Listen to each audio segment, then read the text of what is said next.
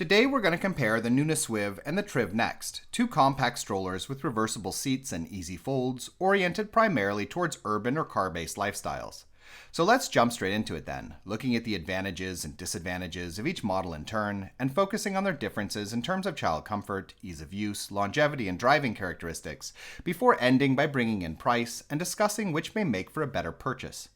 And beginning with the Swiv, the model clocks in at around 10 kilos and folds down to 30 by 54 by 78 centimeters with the seat attached parent facing. It can carry 22 kilos in the seat and 10 kilos in the underslung shopping basket. When it comes to child comfort, the Swiv seat is adjustable between a nicely upright setting and a newborn acceptable near-flat recline, in Europe and most of the world at least. Size-wise, the seat measures 28 centimeters in width and has a length for the sitting surface, meaning the combined lengths of the backboard, baseboard, and leg rest, of 88, as well as an extra 14 centimeters of length when folding down the leg rest and instead using the front frame mounted footrest. As far as other aspects of the seat are concerned, the textiles have a quality feel and decent padding when using the seat insert, while beneath it, a large mesh panel provides good ventilation for warmer climates. The harness is easy to use, with no rethread shoulder straps and a magnetic buckle, while the canopy is extendable and gives decent sun coverage in the upright and semi-reclined positions, but is a bit short in my opinion when the seat is fully reclined.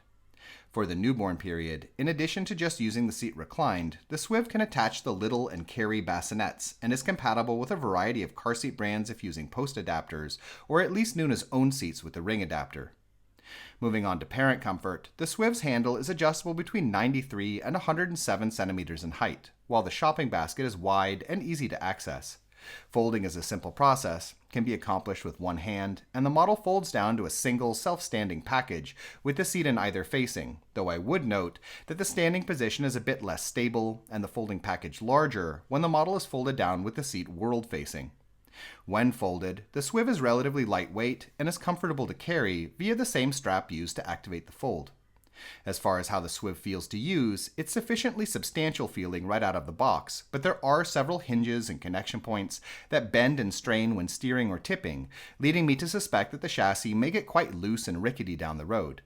In addition, I'd note that the rear wheel swivel function necessitates long trains of internal mechanisms within the chassis, as well as forcing the model to have a more complicated than average brake system, and loosening, rust, grit, and wear may all cause problems down the line with either of these systems to a greater extent than they would with a more simply built stroller.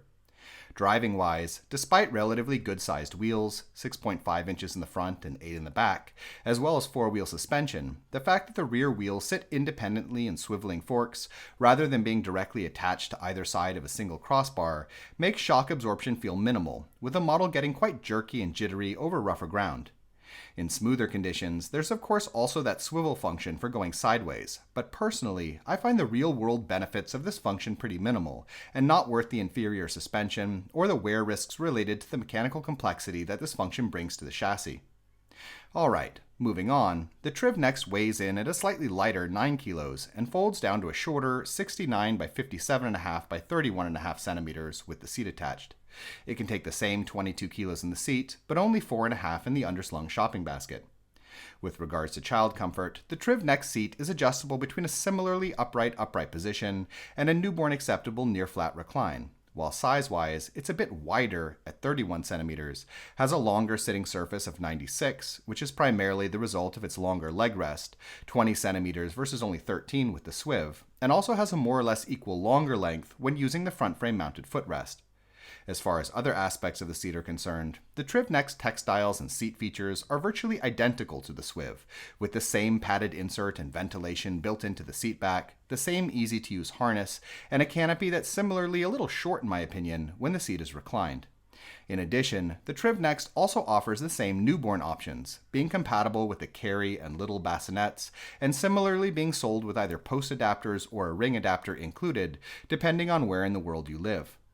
When it comes to parent comfort, the Triv Next has a slightly shorter range of handle height, between 96 and 106 centimeters, while the shopping basket, though a bit less weight capable, is similarly sized and also easy enough to access.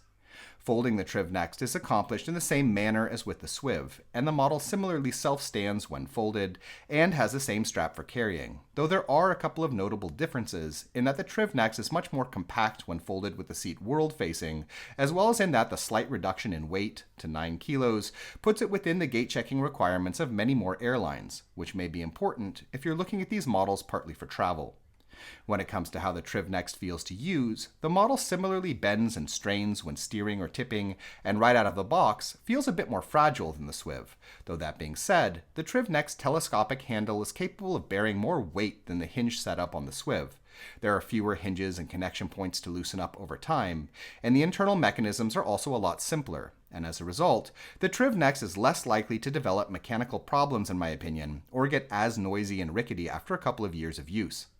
As far as driving is concerned, the Triv Next has slightly larger wheels, 6.7 inches in the front and 8.7 in the back, as well as more noticeable shock absorption, allowing it to handle gravel, broken sidewalks, and lighter cobblestones more comfortably than with the Swiv. Though here I would note that both of these strollers are relatively weak overall, and all-day use in rougher conditions with either of them will definitely accelerate wear and loosening.